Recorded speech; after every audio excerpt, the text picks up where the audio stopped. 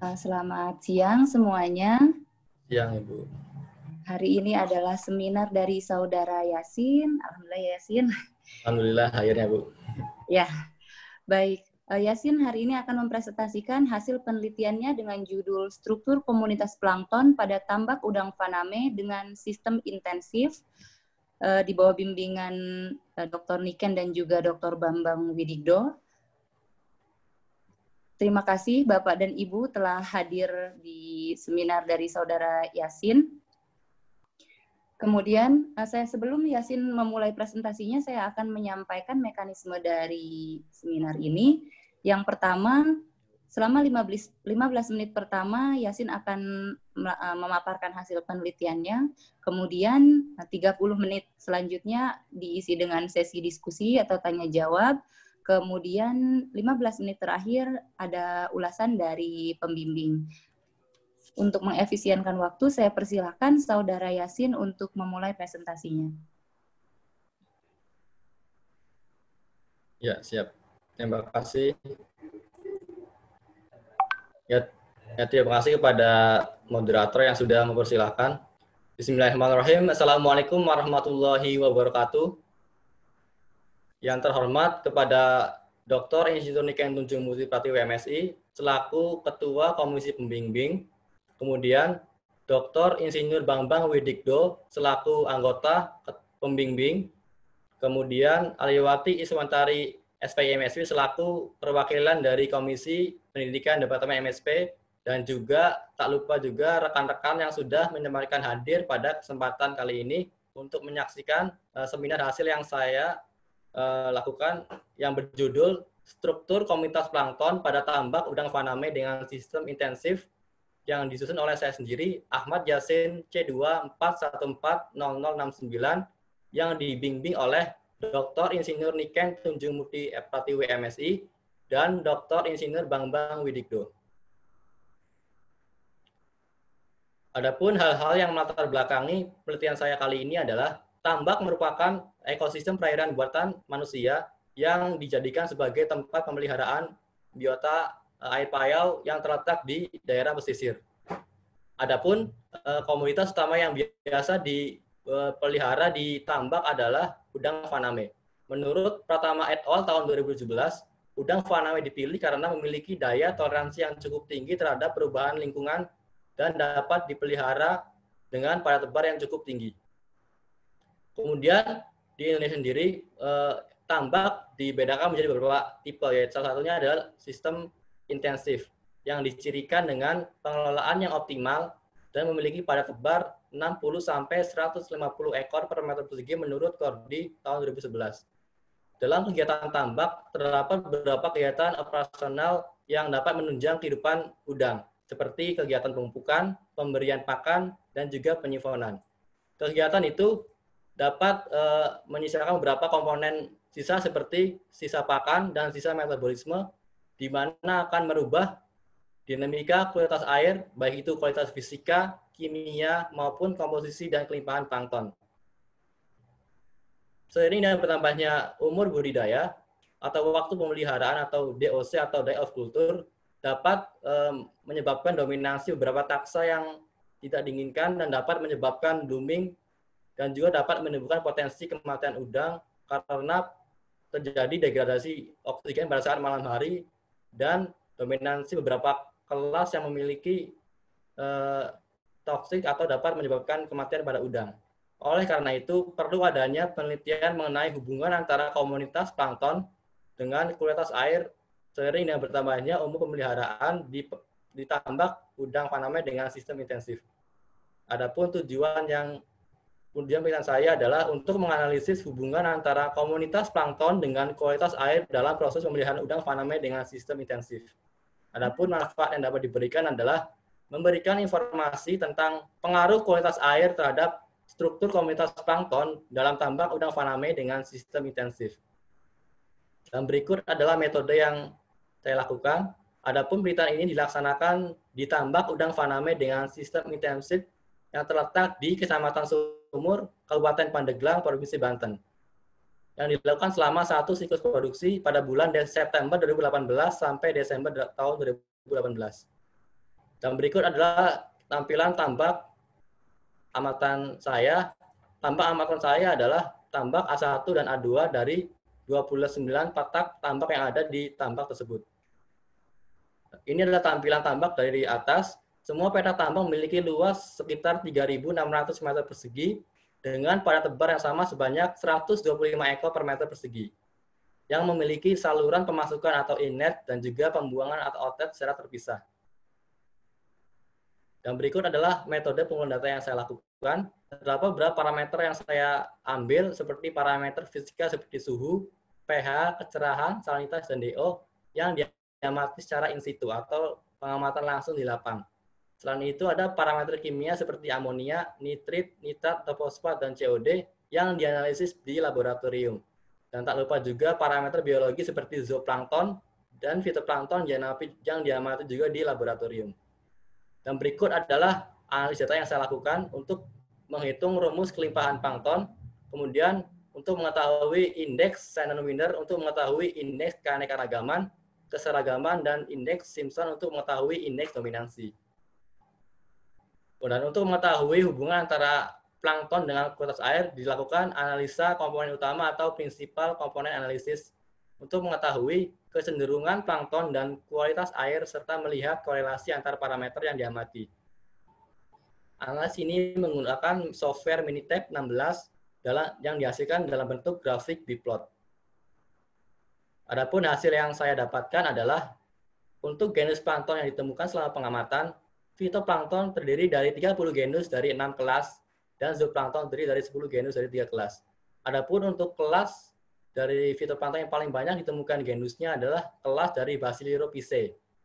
Dan untuk zooplankton, kelas krustase menjadi kelas yang paling banyak ditemukan genus. Dan berikut adalah hasil kelimpahan dan jumlah jenis fitoplankton maupun zooplankton. Untuk kelimpahan fitoplankton cenderung mengalami peningkatan selama masa pemeliharaan dan hampir tertinggi pada saat DOC 80 menjelang masa panen sekitar 5 juta sekian. Dan untuk jenisnya sendiri cenderung tidak berbeda nyata dan cenderung stabil dengan jenis fitoplankton tertinggi yaitu 16 jenis pada DOC 66.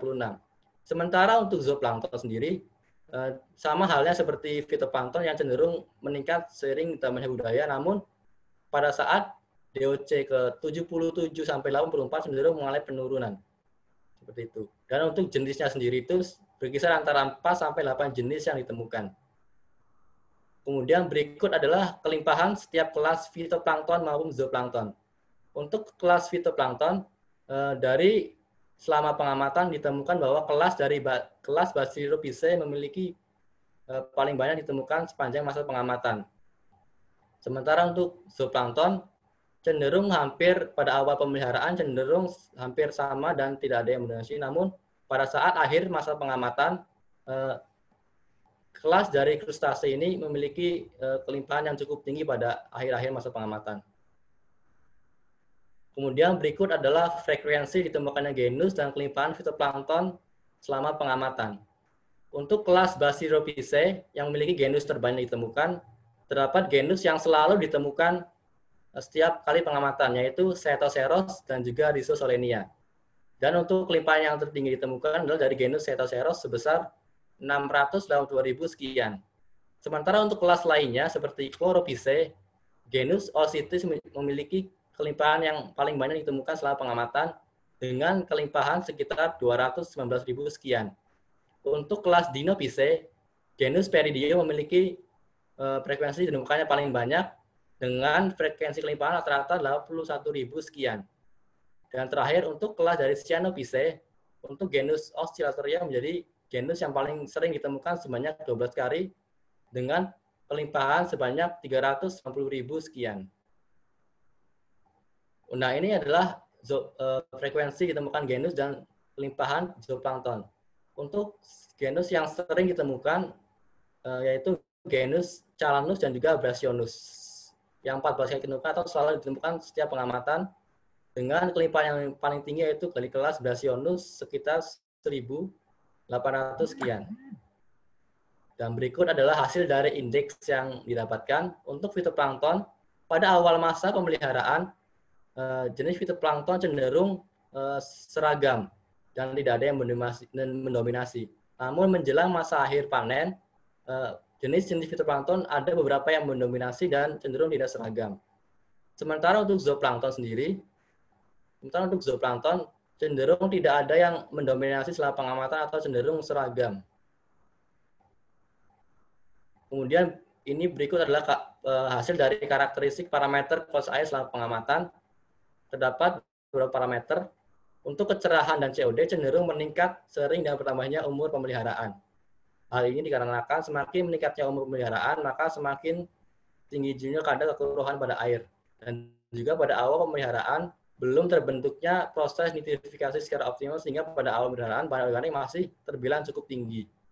Untuk parameter lain seperti salinitas dan juga nutrien, cenderung berfluktuatif namun masih dalam tahap range aman pada pemilihan udang.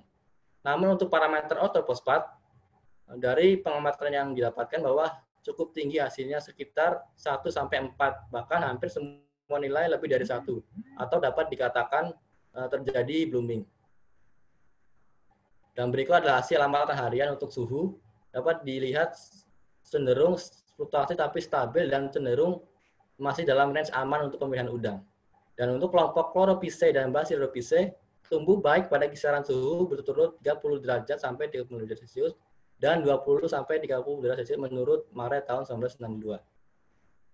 Dan berikut adalah nilai dari oksigen terlarut atau DO, sama seperti halnya dengan suhu masih dalam tahap aman untuk pemilihan udang atau masih aman sekitar di atas 3, dan tersebut masih dalam aman menurut Saifuddin tahun 2000. Dan berikut adalah hasil dari pengamatan pH. Dapat dilihat juga masih dalam rata-rata masih dalam tahap normal karena pH optimal untuk pertumbuhan fitoplankton berkisar antara 6,5 sampai 8 menurut Odum tahun 1971. Dan berikut adalah hasil analisis dari rasio C per N dan rasio N per P. Untuk rasio C per N selama pengamatan dihasilkan bahwa pada awal masa pemeliharaan cenderung tinggi atau di atas 10.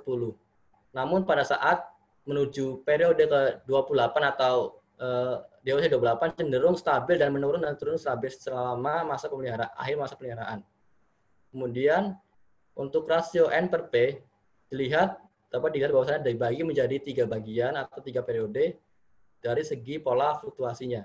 Rasio N per P ini berkisar antara 0,4 sampai 6,7. Dan dari 3 bagian tadi dapat dianalisis untuk mengetahui kecenderungan parameter kelas air dan fitoplankton. Untuk periode pertama, kelas dari fitoplankton yaitu Eglonophyceae dan Chrysophyceae cenderung berikatan kuat dengan COD. Dan untuk kelas yang paling banyak ditemukan yaitu Basilorophyceae cenderung berikatan dengan nutrien yaitu nitrat dan amonia dan juga ortofosfat. Dan juga sangat bertolak belakang dengan salinitas dan kecerahan. Menjelang periode kedua, kelas-kelas dari fitoplankton tersebut cenderung berikatan dengan nutrien dan cenderung bertolak belakang dengan COD dan kecerahan. Dan menuju ke periode terakhir, periode ketiga, hanya kelas Dinophyceae yang berikatan dengan amonia dan COD, sementara yang lainnya cenderung tidak berikatan dengan kuat. Dan berikut adalah kecenderungan untuk parameter kualitas air dengan zooplankton. Pada periode pertama, kelas dari Protozoa cenderung berikatan kuat dengan amonia dan juga nitrat. Dan untuk kelas lain itu yaitu Crustacea dan Rotifera cenderung berikatan dengan COD dan ortofosfat. Menuju periode kedua, kelas-kelas dari fitoplankton semuanya berikatan dengan ortofosfat dan juga nitrat. Dan menuju ke periode ketiga, kelas Rotifera berikatan dengan ortofosfat, kemudian Crustacea berikatan kuat dengan nitrat, dan Crustacea dan Protozoa berikatan kuat dengan nitrit. Dan adapun kesimpulan yang bisa saya sampaikan adalah plankton selama pengamatan memiliki keanekaragaman yang rendah dan tidak stabil. Hal ini berarti jenis-jenis plankton yang ditemukan selama pengamatan ada beberapa yang mendominasi, seperti Cynoceros, Rhizosolenia, Chalanus maupun Brachionus. Fitoplankton cenderung meningkat seiring bertambahnya waktu dan siklus budidaya. Dan terdapat hubungan yang kuat antara parameter nutrien, baik itu nitrat, nitrit, dan amonia, serta ortofosfat dengan keberadaan fitoplankton. Adapun saran yang bisa disampaikan adalah upaya untuk menjaga kestabilan komunitas plankton pada pemeliharaan udang umumnya dapat dilakukan antara lain dengan melakukan pergantian sebagian air untuk mengeluarkan bahan organik yang tertumpuk sehingga untuk dapat mengurangi kelimpahan fitoplankton. Ya, sekian dari saya, kurang lebihnya mohon maaf. Wassalamualaikum warahmatullahi wabarakatuh. Waalaikumsalam warahmatullahi wabarakatuh. Baik, Yasin, terima kasih atas presentasinya. Sekarang kita masuk ke sesi diskusi. Namun sebelumnya, saya lihat di partisipan, sebenarnya saya senang karena ada beberapa alumni ya yang ikut, tapi ternyata di ruangan ini juga ada mahasiswa yang seharusnya praktikum. Mohon kepada Saudara Ferry Dwi Kurnianto, kemudian tadi ada Rama sudah live. Oke, baik. Kepada para peserta seminar, saya persilahkan untuk mengajukan pertanyaan. Sesi yang pertama untuk 3 orang penanya. Silakan. Saya, Bu. Clarita. Kemudian siapa lagi? Atau satu-satu ya, langsung Clarita dulu. Silakan Clarita. Ya, terima kasih atas kesempatan. Perkenalkan, nama saya Clarita Madonsa, MSP 53. Ingin bertanya, plankton yang ditemukan selama penelitian di tambak, adakah yang berdampak negatif atau toksik? Bisa saudara jelaskan? Terima kasih. Baik, terima kasih Clarita. Silakan selanjutnya. Penanya kedua, saya persilakan. Belum ada. Baik, Yasin, silakan dijawab dulu ya. Ya, terima kasih atas kesempatannya. Saya akan mencoba menjawab pertanyaan dari Clarita ya. Saya ulangi pertanyaannya, adakah plankton yang ditemukan itu yang bersifat toksik ya? Saya akan menampilkan hasil untuk genusnya ya. Sebenarnya untuk beberapa kelas dari fitoplankton itu ada yang bersifat toksik, yaitu dari golongan Cyanophyceae.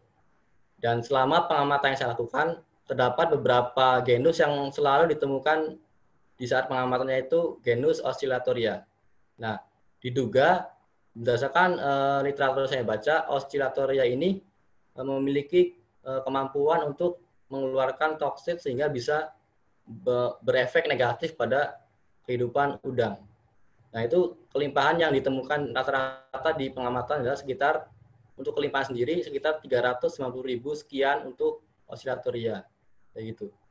Dan bisa dilihat dari grafik untuk Cyanophyceae juga. Untuk Cyanophyceae kan yang cenderung bersifat negatif, pas awal-awal pemeliharaan cenderung belum ditemukan. Namun pas menjelang DOC 35 mulai ada peningkatan yang cukup meningkat situ. Nah, bisa jadi pada saat periode ini banyak ibaratnya kematian udang yang terjadi pada saat DOC 35 seperti itu. Cukup. Bagaimana Clarita? Iya, sudah cukup, Bu. Terima kasih, Bang. Ya, baik. Silakan sekarang masuk ke penanya selanjutnya. Iya, halo. Ya, silakan. Siapa? Hera? Iya, perkenalkan nama saya Hera dari MSP. Ingin bertanya kepada saudara, apa kendala Abang selama penelitian? Terima kasih. Langsung dijawab saja, Yasin. Ya, terima kasih atas kesempatannya. Saya akan menjawab pertanyaan dari Hera ya, terkait kendala yang dihadapi selama pengamatan atau penelitian. Kendala pertama, kan saya kan penelitian di daerah Banten ya, dan di sana kan untuk laboratorium sendiri itu untuk analisis plankton itu belum bisa memadai, sehingga untuk analisisnya itu perlu adanya ibaratnya pengawetan dan harus dianalisis di IPB. Jadi perlu waktu yang cukup untuk ibaratnya analisis plankton tersebut, apalagi untuk amatan saya kan dilakukan hampir 1 minggu sekali ya untuk pantauan sendiri, sehingga untuk lebih mengefisienkan waktu perlu adanya gercep untuk atau lebih cepat untuk analisis pada saat 1 minggu setelah pengambilan sampel. Mungkin di situ kendala yang dihadapi kemarin. Cukup. Baik. Total sampelnya berapa banyak ya, Sin? Itu kan diamati sebanyak 14 kali pengamatan, Bu. 14 pengamatan. Dan totalnya ada dua petak, jadi sekitar 28 sampel selama total pengamatan. Untuk pantauannya sendiri. Baik. Terima kasih. Selanjutnya, penanya selanjutnya, apakah ada? Saya, Bu. Ya, silakan Raihan. Ya, baik. Terima kasih atas kesempatannya. Izin bertanya. Saya Rehan dari MSP. Pertanyaan saya buat Bang Yasin, apa fungsi dari perhitungan rasio C dan N? Apakah ada informasi khusus yang bisa didapatkan dari perhitungan rasio tersebut? Terima kasih. Iya, terima kasih. Ya, terima kasih atas kesempatannya ya. Saya akan mencoba menjawab pertanyaan dari Raihan terkait rasio C per N ya.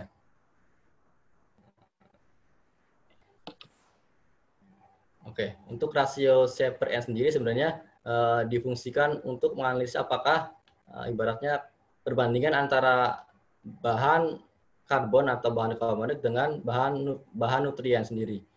Dan hasil dari rasio ini bisa diaplikasikan dengan apabila nilai rasio C per N-nya itu lebih dari 10, maka pada perayaan tersebut akan didominasi oleh bakteri. Dan ketika nilai rasio C per N-nya itu kurang dari 10, maka dominasi komposisi pada tambang tersebut adalah mayoritas adalah plankton atau alga.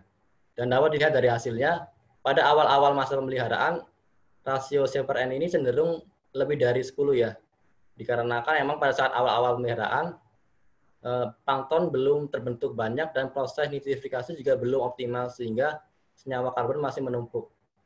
Dan nutrien juga sedikit. Nah, kemudian pada saat akhir masa pemeliharaan, proses nitrifikasi semakin tinggi dan rasionya jadi kurang dari 10, sehingga dominasinya lebih ke plankton daripada bakteri.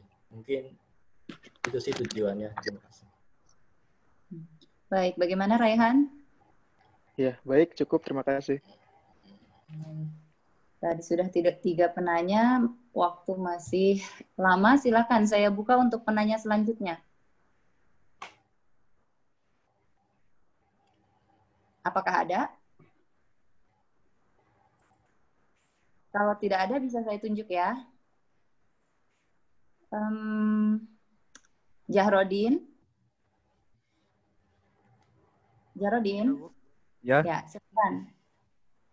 Saya ingin bertanya terkait pembagian rasio N dan P. Di situ kan ada 3 bagian dasar dari pembagian itu. Kalau boleh tahu bisa dijelaskan, Saudara Yasin. Terima kasih. Itu saja, Bu. Ya, baik. Terima kasih. Silakan Yasin. Ya, terima kasih atas pertanyaannya. Saya akan mencoba menjawab. Sebenarnya acuan untuk pembagian 3 periode ini adalah dilihat dari polanya itu sendiri, dari hasil dari rasio N per P. Kan pada DOC 0 sampai 7 kan di situ ada fluktuasi ya, fluktuasi yang cukup drastis. Nah, itu dianggap sebagai periode pertama, ya asumsikan. Kemudian dari DOC 7 sampai 42 kan dia cenderung stabil. Nah, itu diasumsikan sebagai periode kedua. Dan kemudian ketika setelah DOC ke-42 kan kembali naik dan fluktuasi yang cukup tinggi. Nah, itu dianggap sebagai asumsinya periode ketiga seperti itu. Jadi dilihat dari pola yang terbentuk di hasil dari rasio N per P tersebut. Cukup. Bagaimana Jarodin? Sudah terjawab. Terima kasih. Baik.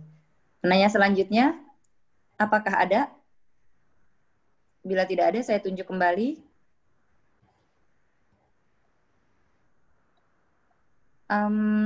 Zainuri. Silakan Zainuri.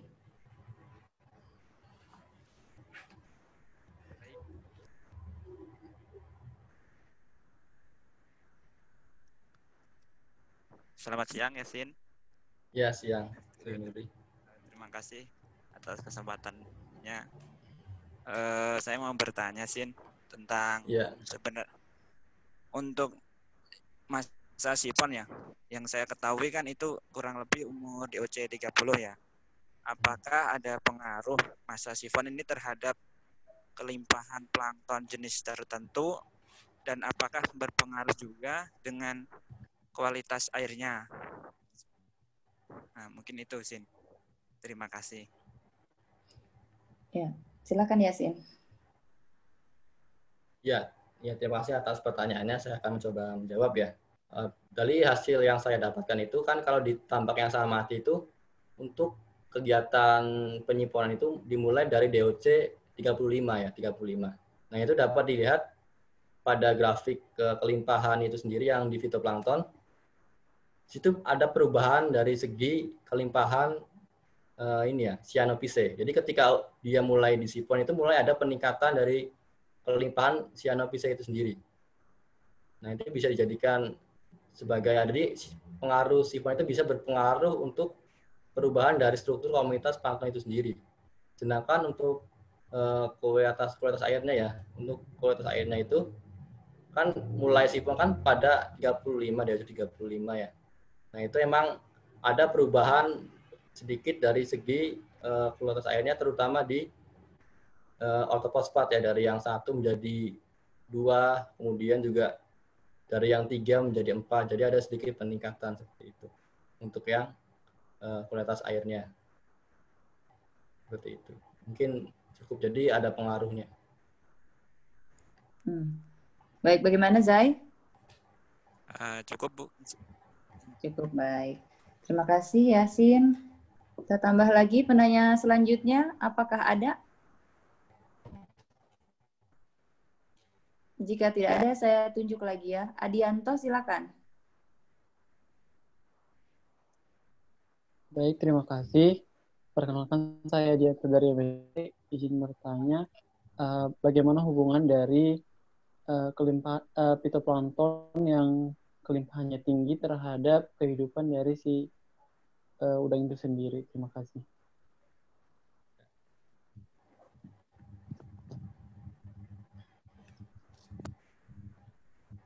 Ya, saya akan mencoba menjawab pertanyaan dari Adianto ya. Apakah ada hubungan antara banyaknya kelimpahan fitoplankton yang ditemukan dengan kehidupan udang? Sebenarnya untuk fitoplankton sendiri, semakin banyak fitoplankton yang ada di tambak, maka semakin besar kemungkinannya untuk mereduksi bahan nutrien yang ada di tambak, sehingga bisa jadi acuan atau bisa jadi untuk nutriennya semakin sedikit sehingga bisa menyebabkan udang menjadi lebih baik. Dan juga kan fitoplankton sendiri kan cenderung hewan autotrof ya, jadi dia bisa menghasilkan oksigen tambahan bagi kehidupan udang seperti itu. Jadi tetap walaupun ibaratnya banyak positifnya, tapi tetap harus bisa dikontrol karena ada beberapa taksa atau jenis tertentu yang bisa menyebabkan kematian karena dia mengeluarkan racun seperti yang ada di kelas Cyanophyce. Jadi untuk kelas yang seperti Basilophise itu masih dianggap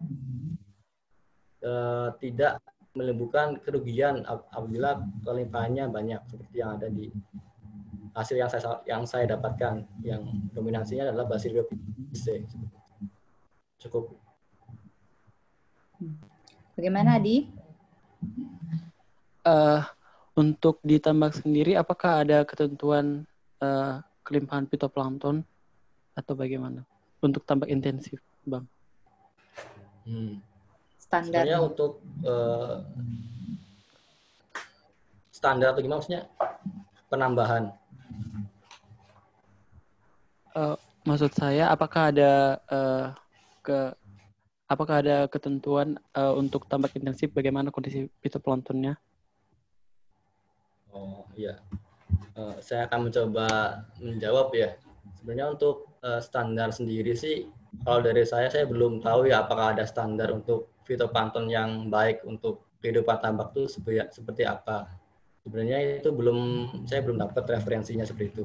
Mungkin bisa juga hanya sekedar untuk apakah di sana ada jenis-jenis yang ibaratnya berbahaya, itu baru itu tidak boleh dibanyakan itu. Jadi untuk yang kelas-kelas kayak Basilopisae itu diperbolehkan untuk ibaratnya banyak di sana. Jadi untuk standarnya sendiri saya belum dapat yang pastinya seperti itu. Ya, cukup. Baik. Sudah, Adi? Sudah, Bu. Sudah jelas, Bu. Baik. Ibu Niken dan Pak Bambang, waktunya masih panjang. Kita teruskan sesi diskusi atau bagaimana? Boleh. Kalau masih ada yang... Kalau masih ada yang tanya, silakan aja. Kok pesertanya jadi berkurang, takut diminta bertanya kali ya? Tadi 30-an, sekarang 19.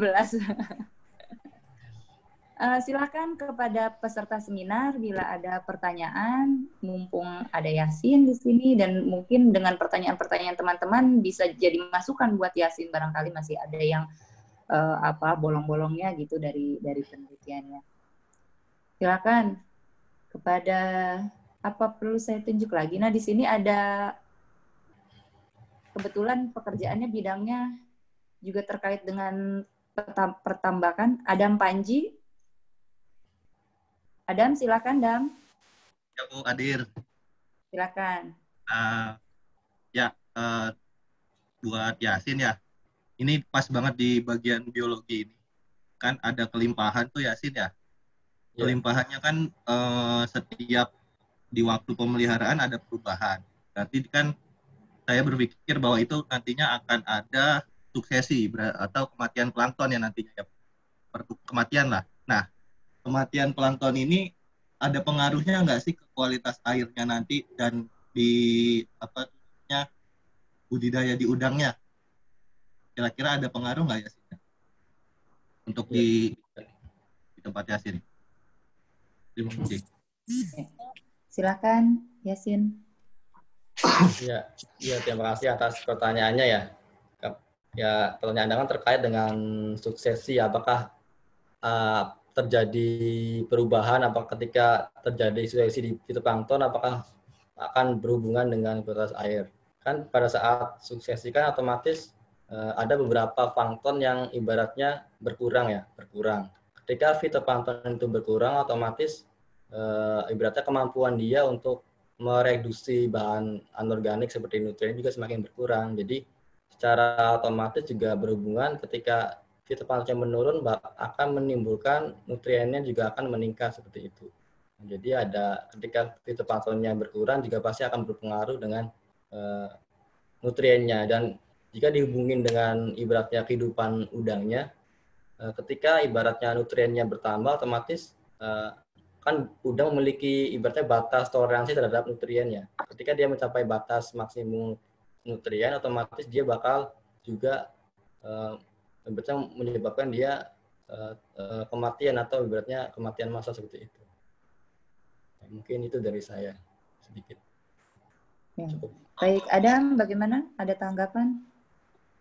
Berarti akan ada pengaruh kurang bagus juga ya ke bagian udangnya ya?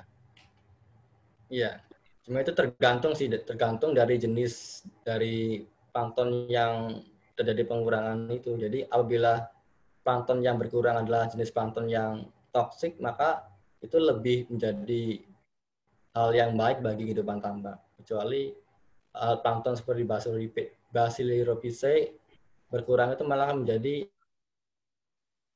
bagi tambak seperti itu. Tergantung jenis dan kelasnya.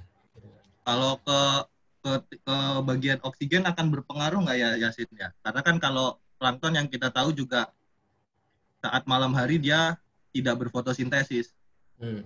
Iya. Sedangkan saat siang hari dia berfotosintesis. Itu ada pengaruh ke di oksigen, kadar oksigen yang ada di air nggak ya?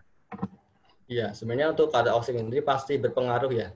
Kan dari segi jenis fitoplankton sendiri kan dia pada saat siang hari kan dia merubah nutrien menjadi oksigen seperti itu, bahan organik. Nah, ketika malam hari dia malah mengikat oksigen. Jadi emang jika kadarnya emang cukup tinggi itu bahkan bisa menyebabkan kematian udang pada malam hari. Kalau emang bloomingnya itu sangat tinggi gitu. Nah, hal ini bisa disiasati ya dengan penambahan seperti kincir pada tambak seperti itu, dan juga bisa dengan pergantian air secara bertahap gitu. Iya, saya cukup kasih. Makasih. Ya. Makasih Adam, makasih Yasin. Silakan kepada penanya lainnya. Ada Idris. Saya, silakan. Bu. Ya.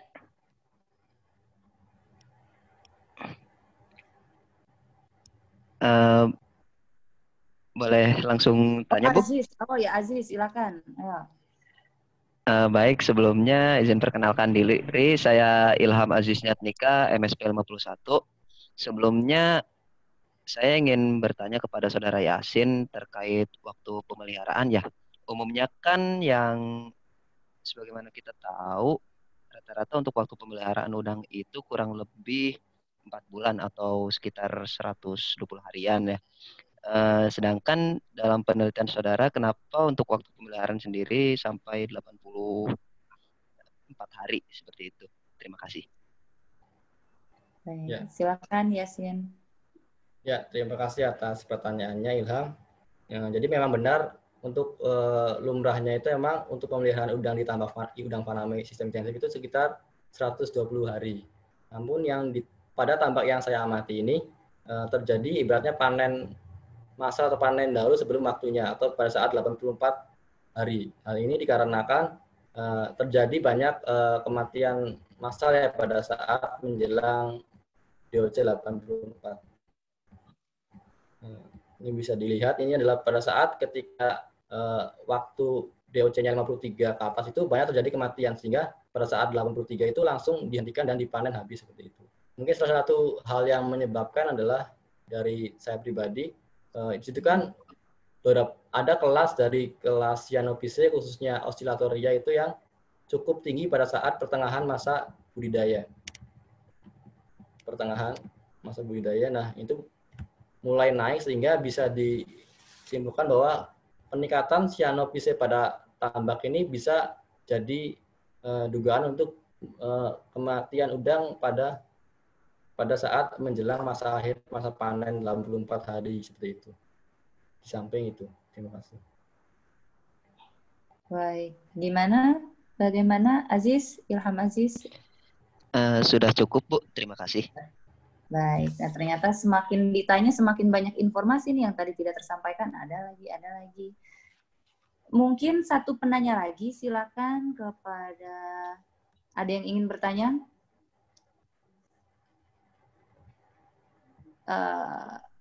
Muna, silakan. Baik, Assalamualaikum warahmatullahi wabarakatuh.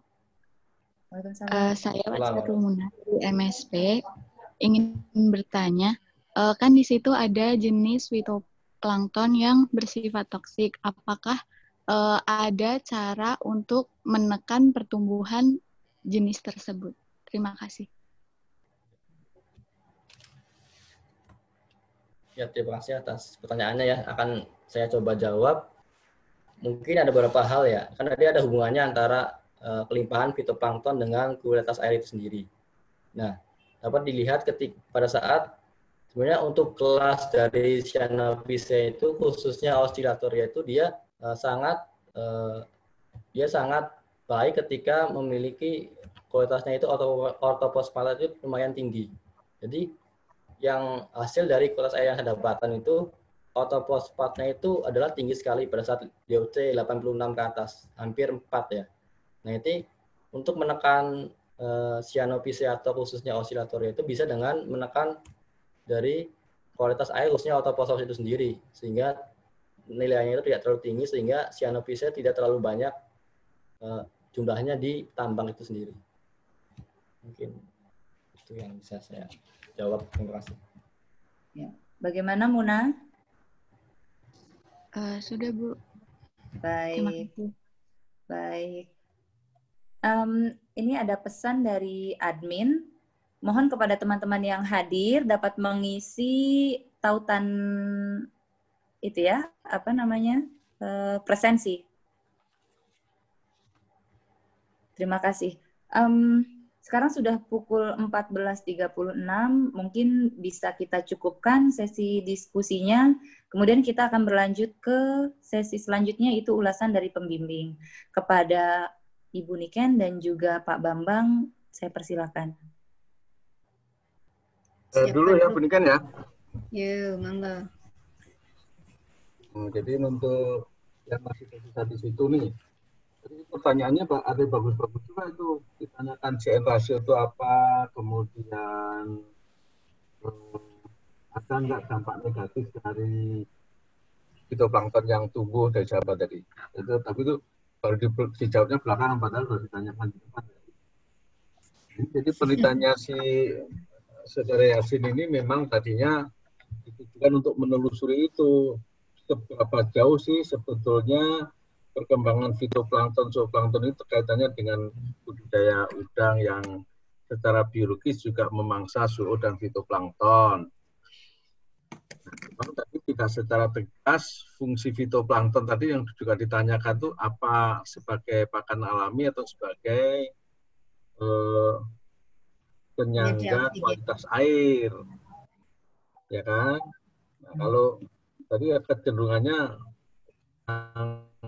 ya sih tadi menjawab fungsinya untuk menjaga kestabilan kualitas air itu sudah benar. Nah, kalau fungsi pakan alami itu untuk budidaya udang intensif itu sudah tidak lagi sebetulnya, lagi sebagai pakan alami karena pakannya utamanya tergantung dari pakan buatan, ya. Nah, terus tadi boleh juga menghubungkan kematian udang itu kaitannya dengan peningkatan fitoplankton dari kelompok Cyanophycea. Ya. Jadi memang kalau itu ditumbuhi atau dominasi fitoplankton yang bisa mengeluarkan toksik itu bisa merugikan. Tapi kalau fitoplankton yang bermanfaat juga dominan, fungsi untuk meningkatkan produksi itu juga tidak akan signifikan karena untuk meningkatkan produksi itu utamanya dari pakan alami, bukan dari bukan dari pakan alami tapi dari pelet kan.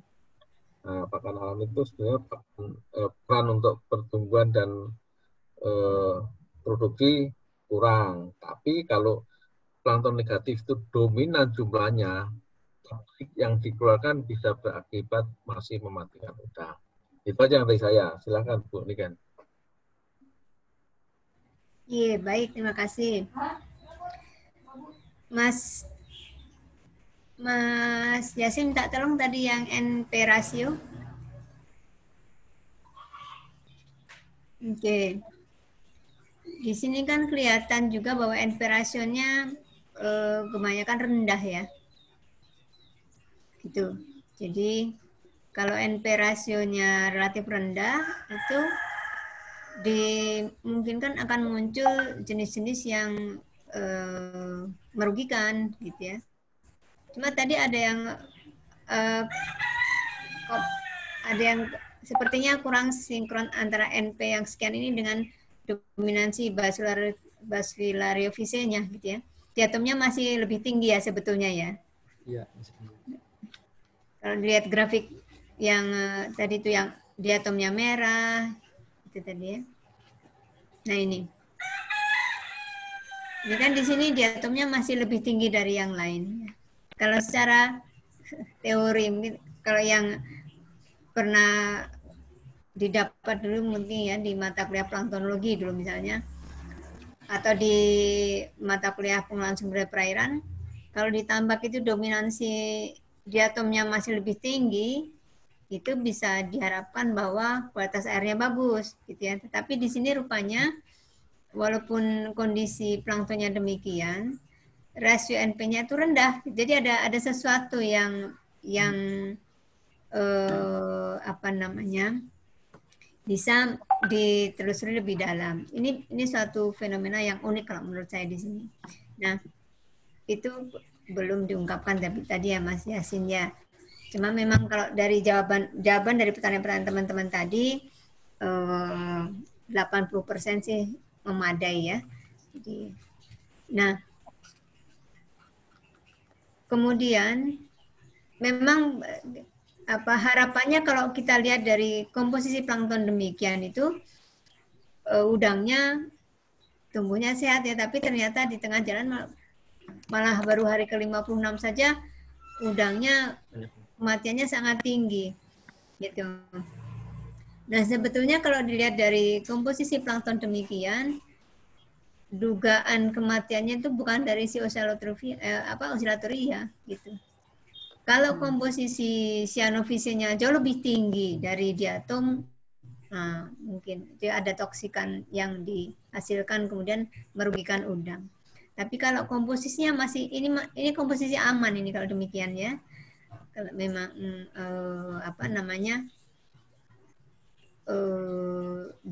data planktonnya kan diamati sendiri ya, diambil contohnya sendiri seperti ini.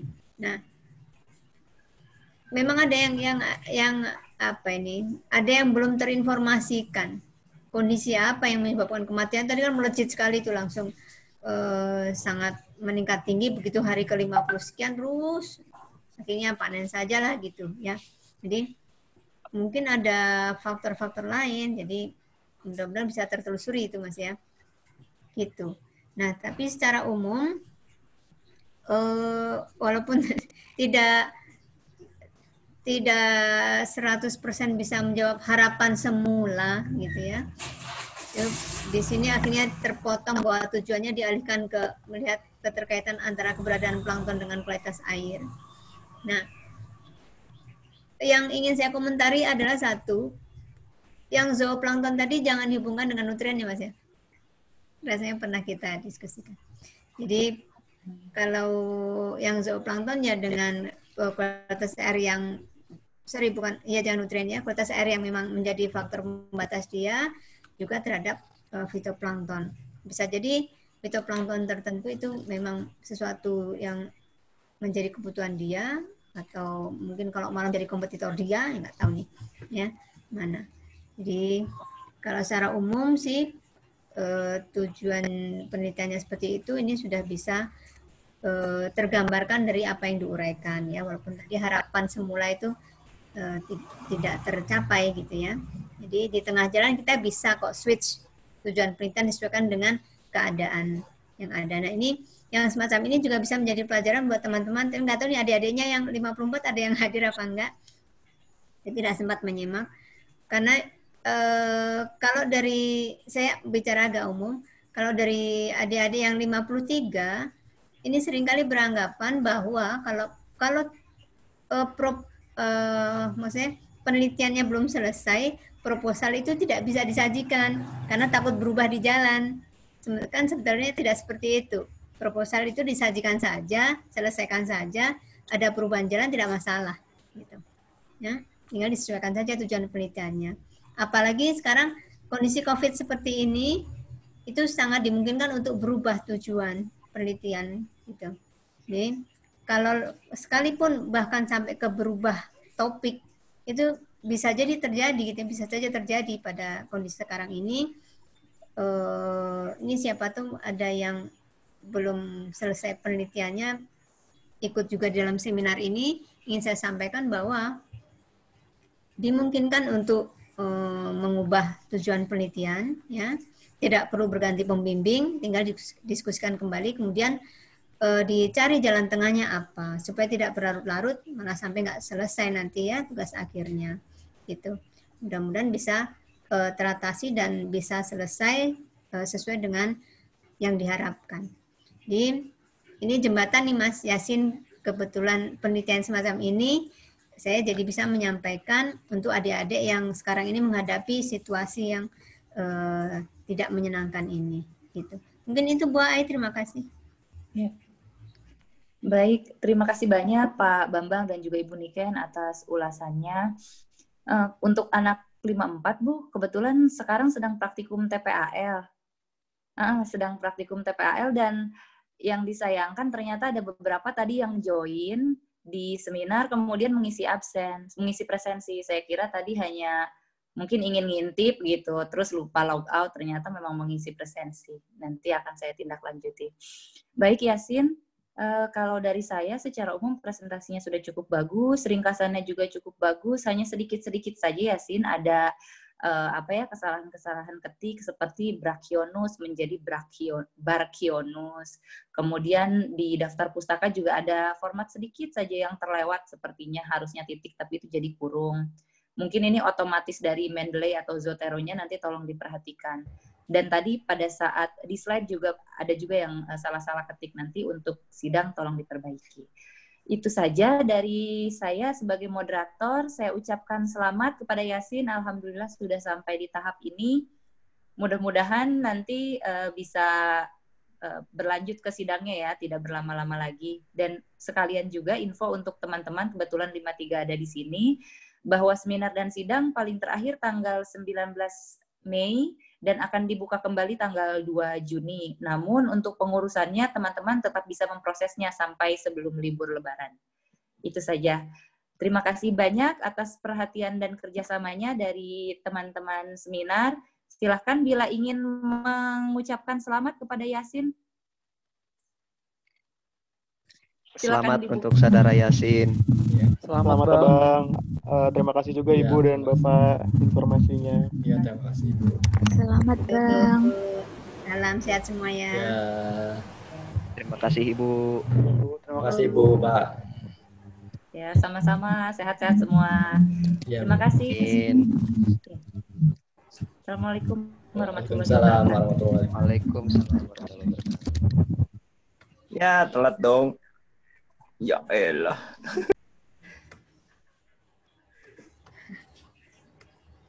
Selamat Yasin.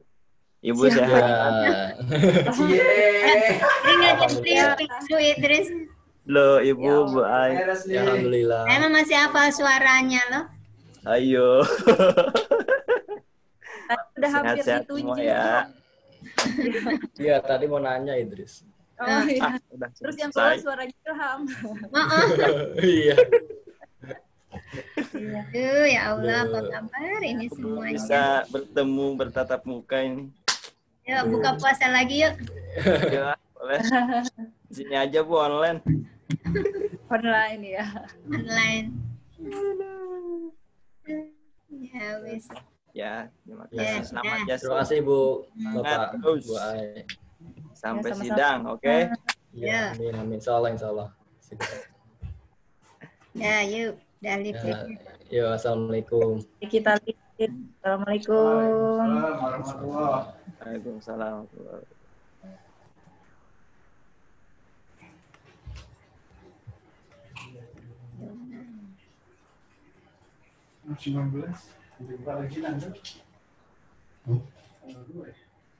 Ya.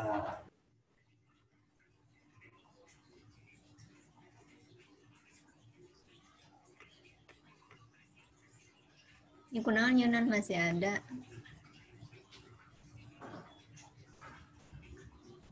Oke. Bye.